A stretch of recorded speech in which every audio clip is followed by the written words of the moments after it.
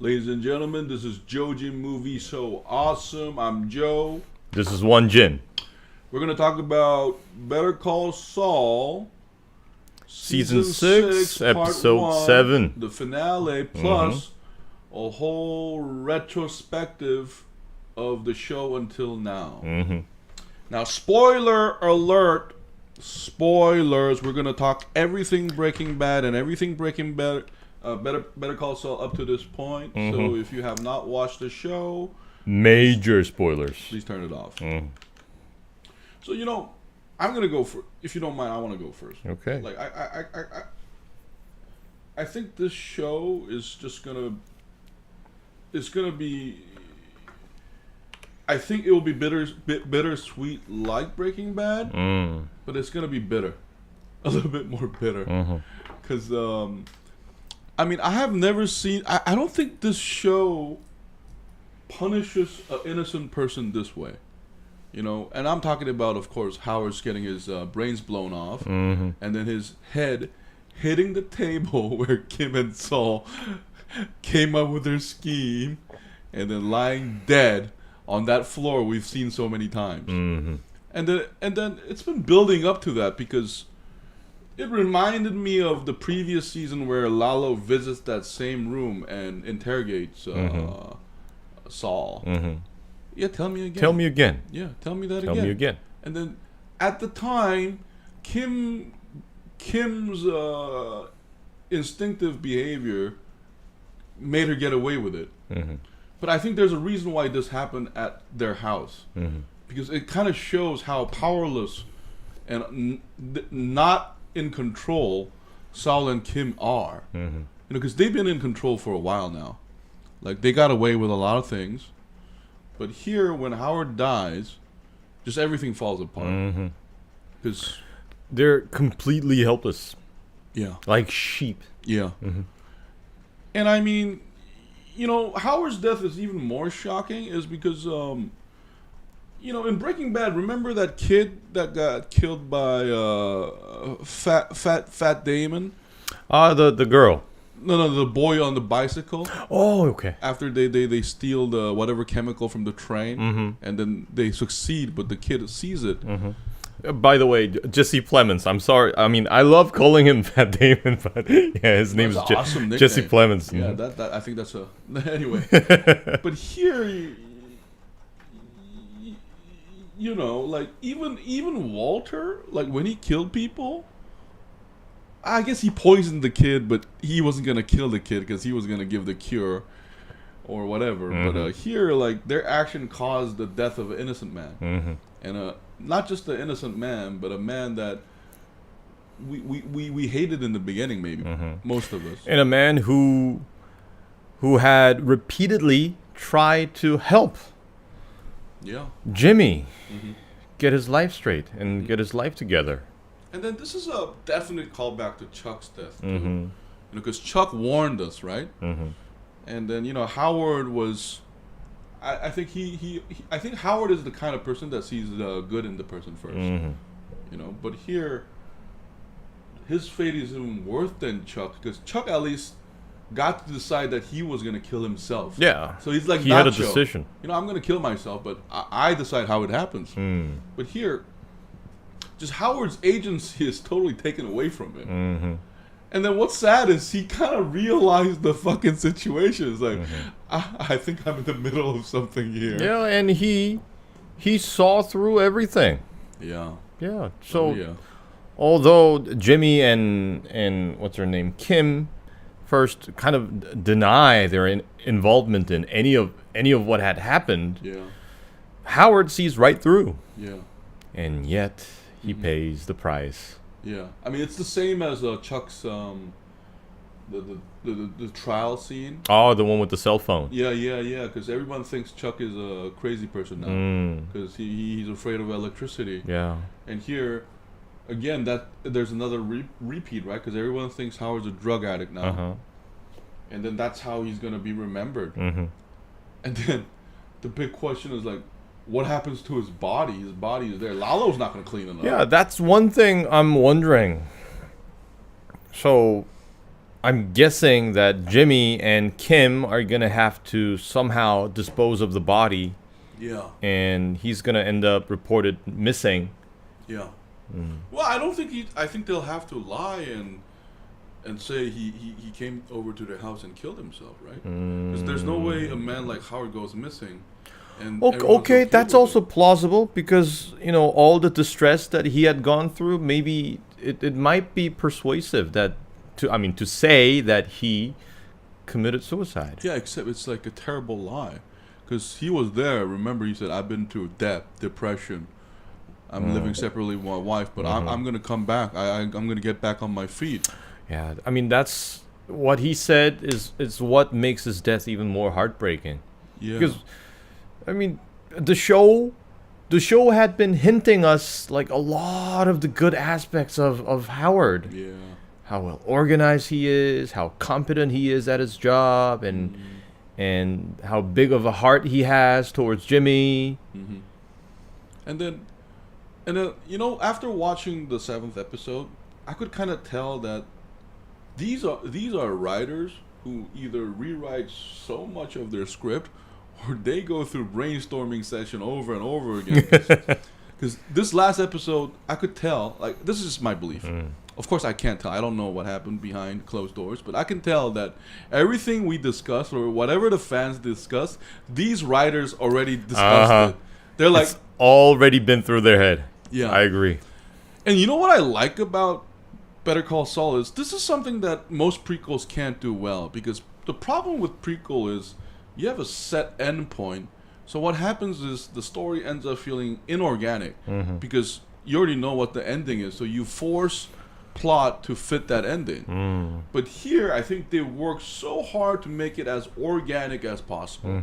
Just like Game of Thrones before season 7. Yeah. Everything, like, it's plausible until, they go, Dragon Quinn wins, she dies, and then they decided that already, so everything has to fall in place. Here, it's just like, and then the sad thing is, they also get the strength of prequels where we talked about this on the last podcast, but we knew something bad was going to happen. But we just didn't know exactly what. Yeah, and for me, I don't know how it was for you, but like the moment Howard walked into that room, I knew he was going to die. Yeah. I didn't know he was going to die, but I definitely knew something bad was going to happen. Yeah, and then Lalo looks. He's in the sewers, and then he sees that cockroach, and then we heard him say, I think it was season 4 or 5. He tells Kim that your husband is a survivor. He's a cockroach, and then he sees that, and he immediately reminds himself. Goes of Saul. there. And then we talked about this. You know how we talked about how Lalo is going to use Saul somehow. And then that got to this point. Yeah, and we also talked about, I think you mentioned it, the moment when Howard talks to his PI, his private investigator. We were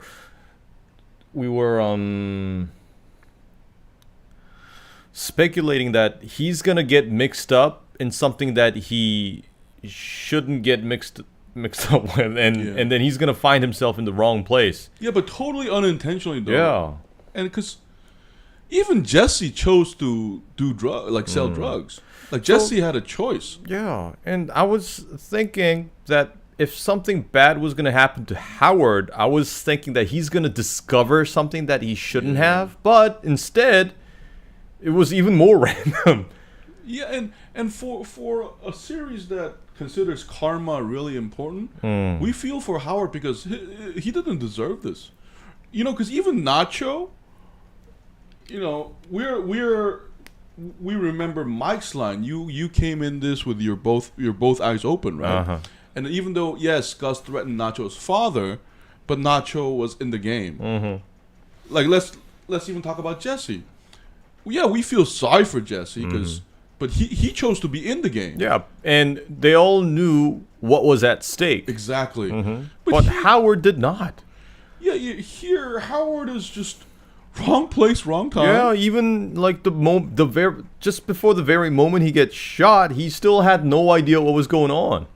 and I mean, and then just signals that the remaining 6 episode, Saul, Kim, even Lalo, none of these characters are gonna get a happy ending. And you know what I feel like? I feel like Lalo is gonna either get buried alive or burned alive somehow. I think he's like, as soon as like Lalo killed Howard, I remember that scene where Gus was talking to Hector in coma, and he said, when I was a kid, you know, I tried to catch this animal, and then I caused them pain, right? The biggest difference between the Salamanca family and the Fring family is that the Salamanca family, like, vengeance is immediate. There isn't, like, any psychological factor there. The only psychology, I want to kill you, shoot you, done. But Gus is the kind of sociopath that likes to keep people alive and then bury them. So, you know, I did think of, like, and then we've seen Lalo do horrible stuff, right? Yeah. He is possibly like the worst character we have seen. Like, because even the cousins, like, they chop a guy head off with an axe, but it's straight away. But you can tell Lalo is going to meet a fate if he dies. He's going to be like buried alive in the fucking chemical pot. Or maybe he's going to be buried beneath the meth lab. I definitely think that's a possibility. Or maybe they're gonna put him in one of the walls. Yeah, I mean, I think everything is a misdirect right now. Like the Gus putting a gun there, and then Mike and like Lalo's like animosity. Let's go. I think it's all just a misdirect. Like I can tell, like whatever, because remember, even in Breaking Bad, we did not see that M60 coming. That's true. It only made sense afterwards. We're like, oh shit, that makes complete sense. That was in the trunk? Yeah. Oh my god. Yeah. And then the Stevie T shit, like I loved it when they call it, you know, that shit you like, it's in your fucking you're teeth. Feeling a bit under the weather now, huh? Yeah. Yeah, that's gotta be that stuff I put it in your what was it? Stevia? Yeah. So, Stevia shit. Yeah. So Wonjin, you said Gus is gonna shoot Lalo, but I think Gus will do something. It's gonna be Gus. It's not gonna be Mike. Because I feel like Gus defeating Lalo will make him the upgraded version we see in Breaking Bad. Because like, what I feel is like in the Breaking Bad version of Gus, he's like an upgraded version. He's even more conniving. He must have gone through something. Yeah. That made him that way. Yeah, I think that's like a victory against Lalo. And because I mean, if anybody deserves torture in this scene, like, it's Lalo. Because he killed that innocent kid, right? Yeah. Like just for being there.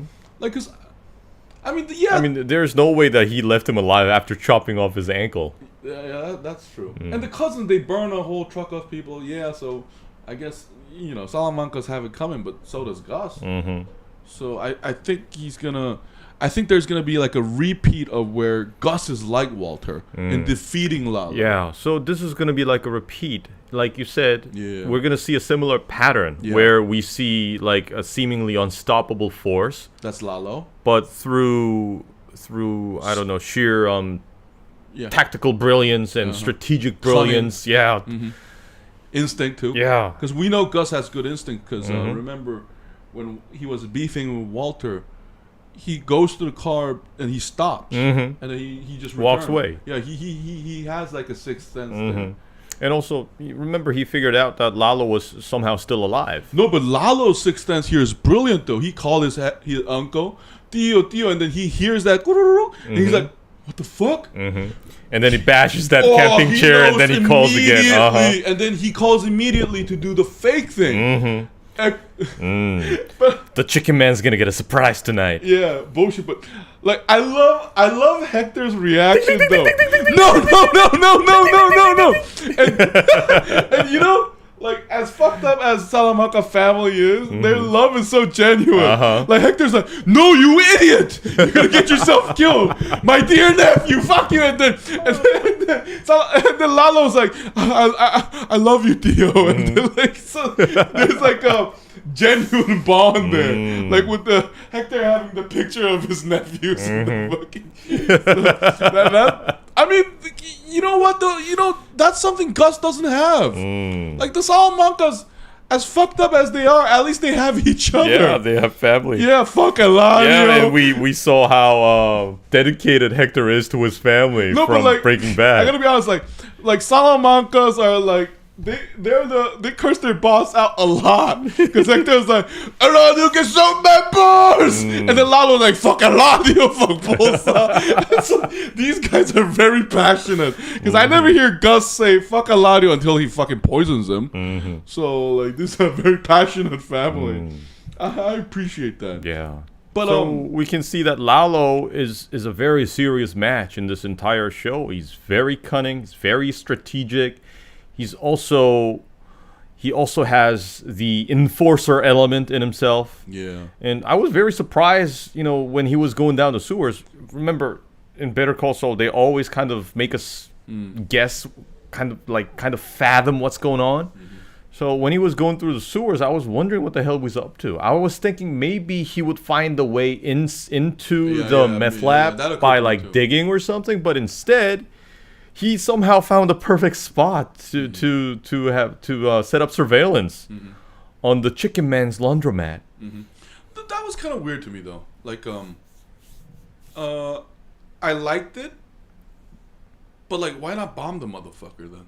Like, they bombed already, like his house, like the Chicken Man's store before, right? So that Eladio video scene was kind of weird to me because I think they'll have to account for that in the remaining episodes because, like, why not film it, give it to your uncle, and then have it sent before you do anything drastic? Because we have to assume that if Lalo dies, that video never reaches Don Eladio. That's true. Yeah, so I was like, no, but it was kind of funny though. Like, it was kind of funny, but it also raises more question though. And I love all these subtle details the crew puts into painting Lalo's picture here. Remember that scene when he was falling asleep in his car? Yeah. I thought that scene was also brilliant. He said that before, remember? To Nacho. I only sleep 1 hour or 2 hours a day. So it also gives him still that devilish element. Yeah. Yeah, the devil never sleeps. Yeah. And then he has a singular focus. He's kind of like Walter. Because, Walter, the best way to make Walter work is to push him to a corner. And then he'll come up with fucking brilliant ideas, like right off the bat. So that's kind of relentlessness that but it also mirrors Gus, because remember, Gus is also not having much sleep because he can't sleep, so he washes the bathroom while thinking about fuck Salamanca with his toothbrush. Yeah. He's never awake, so like it's like so I like that because it's like a war, right? So both party are afraid of each other because it's not like Lalo is like fearless either. I mean, he's cautious. Because remember, he almost got killed. Yeah, he's not afraid of violence, but we also have to remember Gus punched first, though. Like, I mean, they were doing like politics, but it was Gus who initiated the gun. Fucking mercenaries to kill him and his family. Yeah. I'm in defense of Lalo because up till now they were fucking with each other, but Gus put up. Mi casa, tío. Yeah, exactly. Because before they were just fucking with each other, but Gus decided to put a gun in it. Shit got real very quickly. Yeah, so I mean that's not another question I have. Like, remember when we were talking about around like episode 1, 2? Like, I feel like Lalo should just tell Don Eladio. Yeah. Like, go to war. But I think him coming back from the dead itself would be credible enough for me if I'm Eladio. I mean, I wouldn't like 100% believe him, but I would still be like 50-60%. I mean, certain that something had happened to Lalo, and based on what he says, this Chicken Man is suspicious. Yeah. No, but I think Lalo has Gus's weakness too, because one of the weaknesses that Lalo, Gus, and Walter share is pride. That's true. Yeah, because they all, and the important stuff, they need to do it with their own hands. Yeah, even Gus, remember, like Tyrus tells him, "Are you sure I can?" When they're trying to put Hector to sleep, so to speak, permanently, after the FBI visit. Like, Tyrus tells him, "Are you sure you want to come down?" Like, I can do it, but they'd have to do it. And Lalo too, even like, I mean, remember, like, Salamanca family, despite Hector's like current predicament, being in a chair, like, they have a lot of resources right now. They have Tuco, who's still in jail, but they got the cousins. Yeah, that's also something that was going through my head. So, Lalo called Hector, probably because he trusts him, and he can't talk. Why won't he call the cousins? I don't know. I mean, they're not the talkative type. They're not going to go around the neighborhood saying, "Oh, Lalo's alive." No. I do wish there was more scene between Bolsa and Eladio, though. One thing I wanted was like at least like a 3-minute scene where it's Don Eladio and then Bolsa, because we never get their perspective. Yeah. So what's their deal deep inside the cartel? Yeah. Whose side are they on? Yeah. And like, what is their judgment based on? Yeah. I mean, I think the show is trying to make them mysterious as possible. That's good, especially Don Eladio. But I would have appreciated like a 3-minute scene after Nacho dies, and then Bolsa and Eladio is just the two of them. No Gus, no Hector, and Bolsa is like, you know, maybe Gus did it, and Eladio's like smoking a cigar, and who cares, you know, like something more even callous, you know, something that. Like a Godfather scene, because in the actual Godfather movie, like like Don Corleone is like in like 20 minutes, I think. So you know, less is more. But I would like to like make it even more dynamic. That part of it, I would have liked to hear like Eladio say, "Michael, somebody will come to you with an offer of peace." Yeah. That's the right. Because right now Bolsa comes off as a fucking moron, like the stereotypical middle manager that don't know incompetent. Shit. Yeah. I mean, Eladio is cunning, so why not show a little bit of that? You know. But I mean, I guess it's called Better Call Saul, so they want to minimize that. But that would have actually made more, I think, more dynamic. But another thing I'm wondering about is, so Lalo made a visit to Jimmy and Kim. What does he want? What do you think he wants? What do you think he wants to hear? That's a good question. I think the first thing that came to my mind was like using them legally to harass the laundry. Oh, you know, okay. Because you know, Lalo is a very careful man, because he doesn't blow it up. He watches it, right? And I assume that the laundry hires dozens of illegal immigrants, right? So I think they can use that. Or you also have to remember that Lalo made Saul pick up money and deliver it like over the desert, so it could be a much more menial task. But I am curious of what he's gonna ask Kim to do, because I think he you know, one of Lalo's problem is he likes to toy with his prey. You know, he likes to play with it, and I think he's definitely gonna play with Kim. Because remember, Kim stepped up to him, and then she even visited him in jail.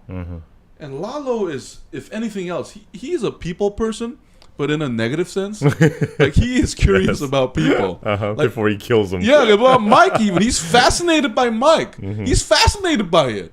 You know? And, like, Kim fascinates him. Yeah, he's like, "Oh, yo, this bald old man's got game. I'm going to kill you now." So, like, you know what I mean? It's like a reverse. It's a...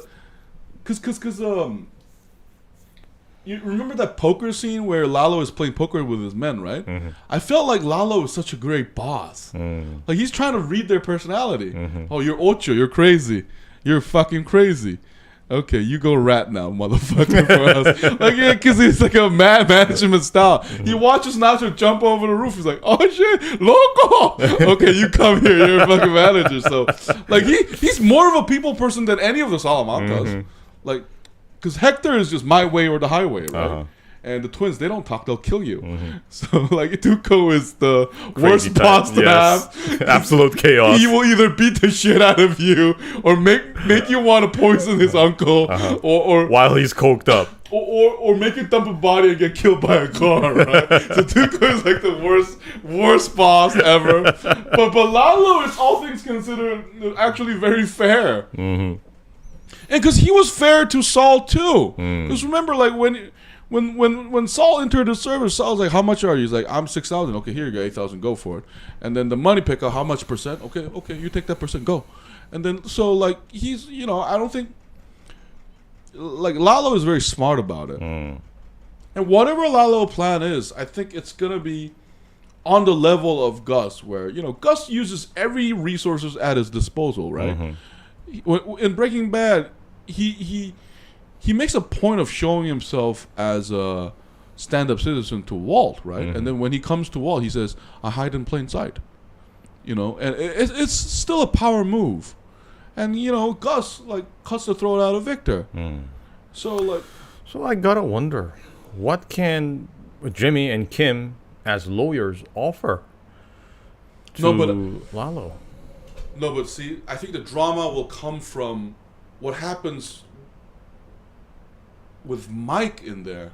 Because remember, Mike has been aware of the whole thing. He was there with the sniper rifle that's right. when Lalo came over the house. Also, they a few episodes back, Mike finally had that meeting with Kim. So I think Saul and Kim will do a double cross. They're gonna pretend they work for Lalo. And then they're gonna help Mike and Gus. They don't know Gus, Lalo, by the way, because even in Breaking Bad, like Saul is not aware of Gus that much. Like Mike is. So here, I think they're gonna do a double cross. And then what's gonna happen is, like, I think there's gonna be a scene before the double cross where Lalo even terrifies Kim and Saul even more. Like, because Lalo is no fool. Like, for us as an audience to be convinced that he got fooled. Oh yeah, that'll be a great climax. Yeah. So like they attempt to double cross, but Lalo somehow figures it out. I think he's gonna figure it out. But something dramatic is gonna happen where Saul is still gonna be okay. Yeah, and we've seen this from Breaking Bad many times. Yeah. Remember that moment when Walter drives that ugly Pontiac Aztek and hit those two guys with his car. And I think Kim's breaking point will come from that, because I don't think she's used to this double cross. We can kind of tell, although she tries to stay composed, we can tell that she's not really built for this from the moment she gets shocked by Howard's death in front of her. Because you can tell that she's truly shook. But I think whatever Lalo does, Saul and Kim are going to be in a very difficult position, because one day they're going to get called by Lalo, and one day they're going to get called by Mike. Who does this remind us of? Nacho. Because Nacho was right in the middle of that double thing, right? And I think it's going to be Nacho's stress level times like 10. Because remember, last 6 episode of Better Call Saul, I feel like it's going to be like Breaking Bad's last 6 episode. What I mean by that is it's going to be chess game. Build up, bam! Like, right now, it's been like, Howard, boom! Okay, now time for fucking action. Breaking Bad style, baby. Because Howard getting his head blown off basically is telling us that Better Call Saul is over. It's over. Now it's Breaking Bad. And you know what? Kim is in there, too. Yeah, let's go, baby. So I think that's what's going to happen is, I think there's going to be this elaborate chess game. That's a great point. Yeah, Gus faction. The moment he dies. Yeah, Lalo faction. And Saul and Kim is in the middle of it. And Kim will become either the casualty, or one thing we haven't talked about is that Saul was genuinely shocked when he saw Lalo. Because he thought he was dead. How? Yeah, but Kim knew about it. And whatever Lalo does and whatever Saul he has to end up talking to Mike. Because everyone has an opinion about Mike, but you know what I find fascinating through Breaking Bad and Better Call Saul? Everybody trusts Mike. That's true. Yeah, like you can call him an asshole or whatever. Like at least everybody trusts him. Even Jesse trusted Mike. Yeah. Even Walter did. He was the piece of shit, so he was acting all guilty. Yeah. So like, I don't see any scenario where Saul doesn't call Mike. And Gus will use Mike to control Saul. So it's going to become a situation that's untenable. And I think either Kim and Saul is going to get into a huge fight, or something like that, because Saul didn't know, but Mike told Kim, and Saul asked Mike. Lalo came by. Yeah, I told your wife.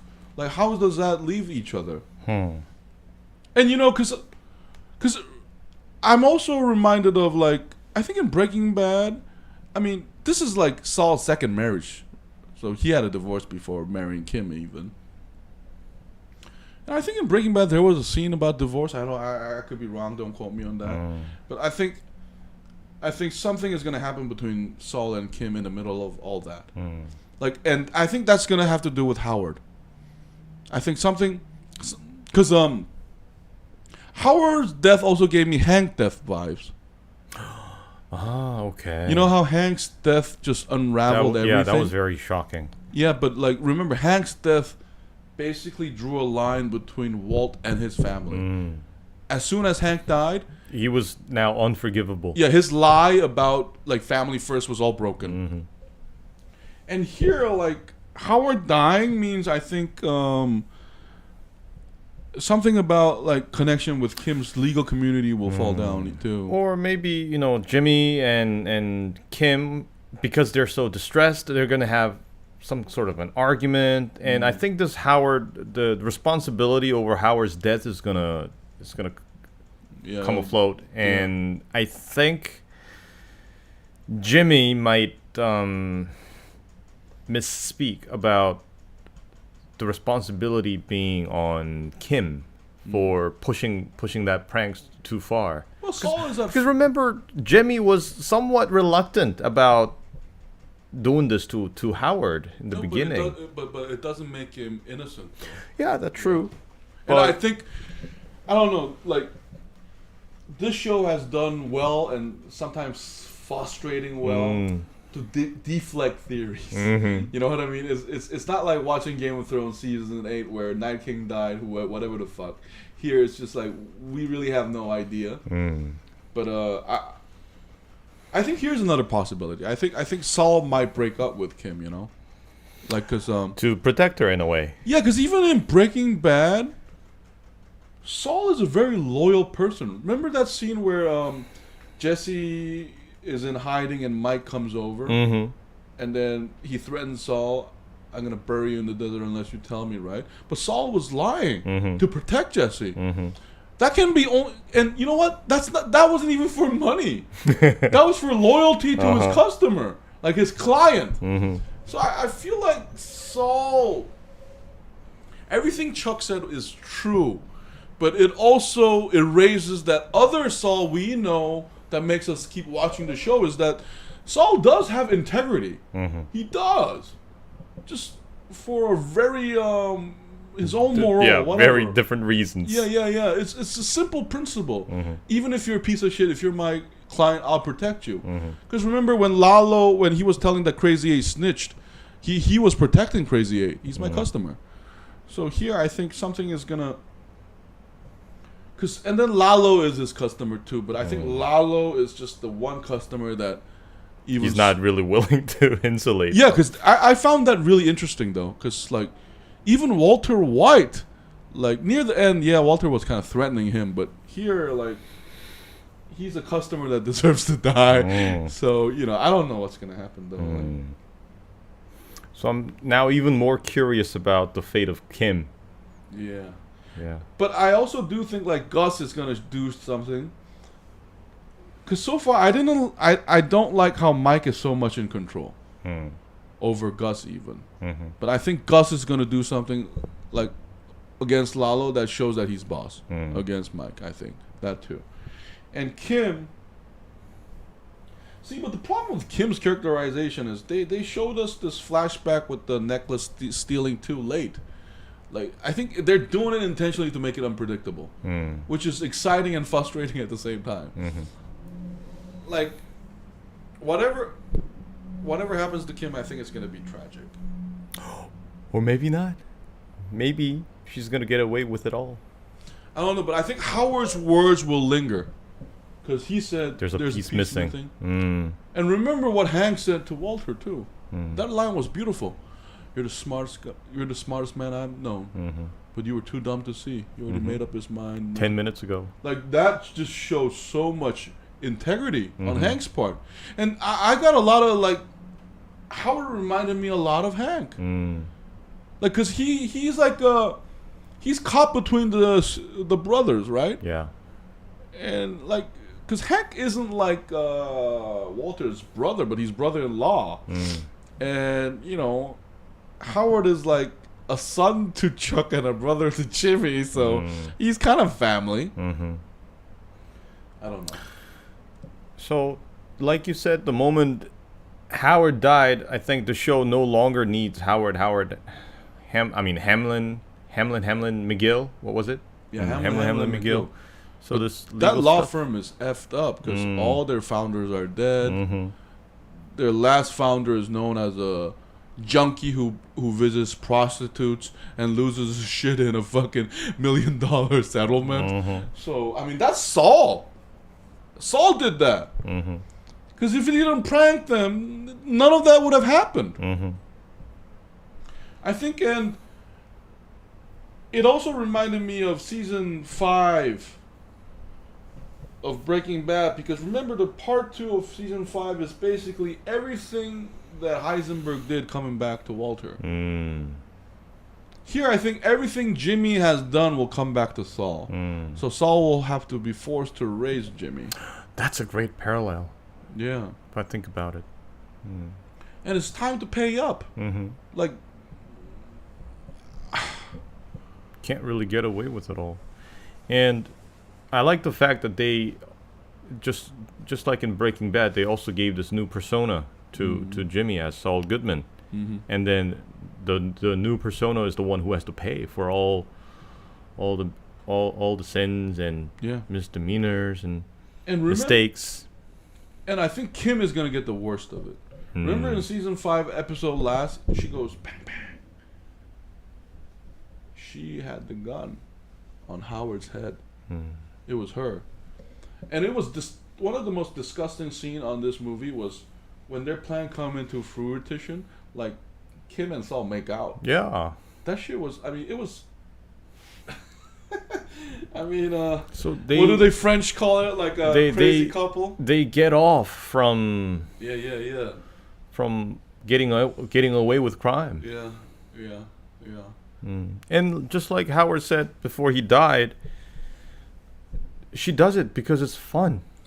And another thing we have to remember is, like present day Saul after Breaking Bad, someone just found him out, right? Remember that? I think it was in season 5 that he calls the vacuum cleaner again for a new identity, but he decides not to. So I think the last season, like the last 6 episodes, will it be about Saul's choice though? Responsibility, because what does Chuck say about Saul? You don't take responsibility. Like Howard does. Remember when Chuck died, the first thing Howard said was, it was my fault.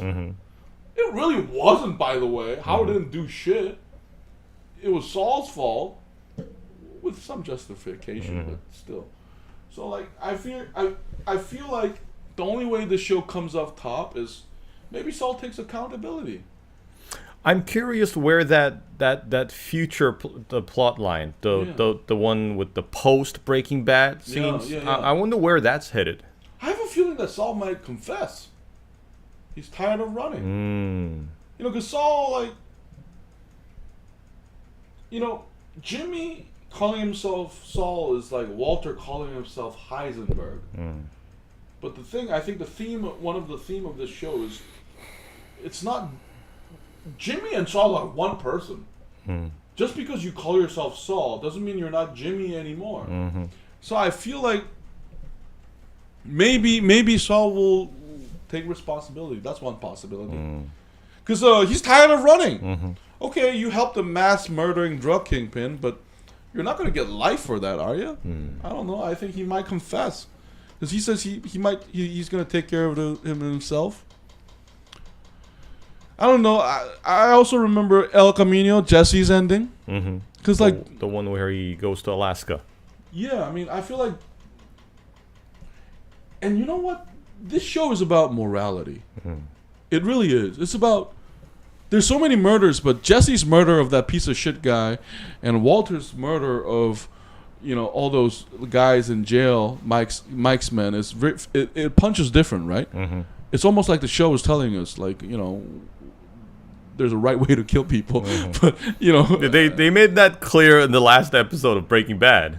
That's true. Those neo-Nazi guys. We don't feel sorry for them at all. I mean, right? These guys, they don't deserve to die from a pistol nor a assault rifle. We need a heavy machine gun to get rid of them. Yeah, because of the Jesse slavery stuff. Mm-hmm. Right? That's kind of cruel. But anyway, here I feel like they're gonna do that too. Like Saul, I think he's gonna maybe confess. I think so. I think. Maybe Kim is already in jail and he admits it. Okay, that could make sense. Kim being in jail. Yeah. Because I'm thinking there's no way that Kim's gonna die. I don't know. I mean, with Jimmy knowing about it. Because what we see from Breaking Bad, it's doesn't really make sense. No, I used to agree with you, but I think Kim could. Who knows? Like maybe. Oh, here's another thing. Maybe she dies in an accident. Okay. Yeah, because remember, like, Jesse's girlfriend in season 2, that yeah, she ODs. Yeah, she ODs. So what's her name? Yeah. The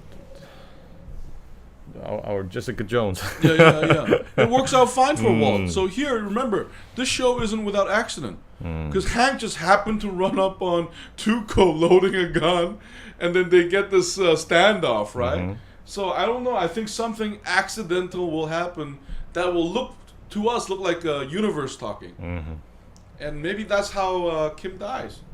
Because you could argue that she might die in a car accident because she's been in a car accident, right? Okay, that could also be a premonition of some sort. Yeah. Her having that accident while falling asleep on the wheel. Yeah. She got lucky, but maybe next time she won't be.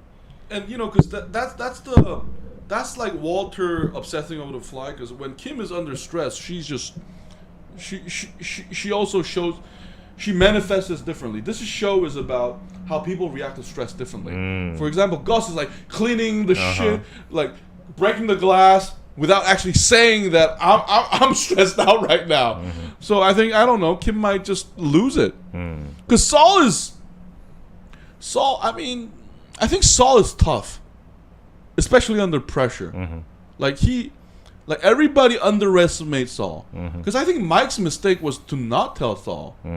Because he can take it. Yeah. And Lalo figured that out. He's a survivor. Right. Lalo is the only one who actually sees Saul's underdog status. Like you're actually more than people think you are. And I don't know. I think that's gonna come back. And I don't know. I wouldn't mind Mike getting shot in the leg or something. Like, cause Mike's been too competent for me. I would like to see Lalo shoot Mike in the leg, and then Gus burying him in one of those meth whatever. The tanks. Yeah.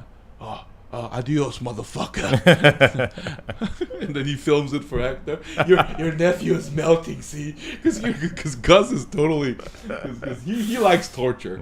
So, he likes to watch it. So, sharing it with Hector. This will be our little secret, right? Because you can't tell the... I don't know, though. They have to clean that stuff up, though. With the cartel, politics. Well, he's not going to do it. He's going to have somebody else do it. Oh, man. But anyway, let's grade this season 6 part 1. Okay, you go first. I would say it's awesome. But barely though. I have to admit, around episode 3 to 4, I was kind of bored. Yeah.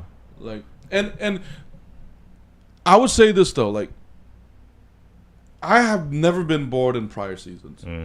Even in the most mundane things, because there were some dramatic effects going on there. But here, I think we said in another podcast is there's just there's no overarching conflict going on here, and there's nothing coming back to bite Saul in the ass or Kim in the ass. So that I think that's a little bit missing. So I would say awesome. I would say it's awesome, but it's not mind blowing yet.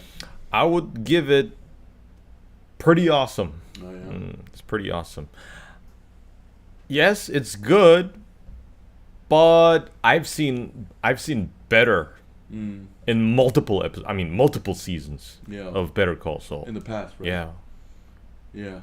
So the only episode that sort of satisfied me would be the last episode, because it was so. I think it was very well written. I also like the cinematography, especially remember that dwindling candle scene, the moment Lalo and Howard walks in. So I like that, but the other episodes, they could have done better. And I think it's not just because of how the episode was made, but like you said, the overall script of the entire series is, I think, slowly like pulling itself loose. And I think that problem comes from this being a prequel too. You know what happens is, like, they try to avoid the predictable thing too much. Where like we're left with so little. Yeah, and it's kind of bouncing around, and like you said, it sometimes give us too little detail. Yeah, because just like, remember the last episode, we were speculating on what was going on with that photograph of the PI, the guy with the mustache and so on, that judge. Yeah, now after watching this episode, we kind of understand what had been going on. But I mean, they could have done better. I don't know. I don't like that plot too much. Like Howard's, like, that actor, Fabian. His acting sold it. Like, I was just like, I don't know. It was too elaborate. Like, too elaborate. And that chemical stuff, like, kind of bothered me. Like, I don't know. Like, I don't know. You could, but then again, you could argue about that Breaking Bad too. Like, this is a show, by the way. This is an entertainment show. So, like, it still made. I think it still made sense within the context of the show. So, but I didn't hate it. But so far, the best season for me have been season 5 and season 4. Like, season 4 is the one where Chuck kills himself, right? That season was that season was really solid. I think season 2 was also strong too. But I wouldn't put, like, there's 6 episodes left, so I can't make a judgment. Yeah. But season 6, it hasn't been the best season for me. I'm just now hoping that this last part will be more convincing than what we saw from Ozark. Like, season 2 was really strong for me, but season 4 was, I think, season 4, season 2, and then season 5 comes for me in terms of ranking, and I think season 6 maybe fits there too. Like, maybe, because they're heading for an ending. They're heading for an ending. But anyway, we'll have to wait till July to finish the series. Wait for like a month and a half. But thank God, until then, we got Obi-Wan Kenobi. Oh, that's right. We got Stranger Things season 4. We got movies. What's that movie you said? I recently saw Everything Everywhere All the Time. Okay. Brilliant movie. If we do come up with some plausible theories of Better Call Saul, we'll definitely share it. But right now, this has been our impression, review, retrospective, whatever you call it, of season 6 up to now. Thank you so much. This is Joe. This is One Jin. And we'll see you each next week. Bye-bye.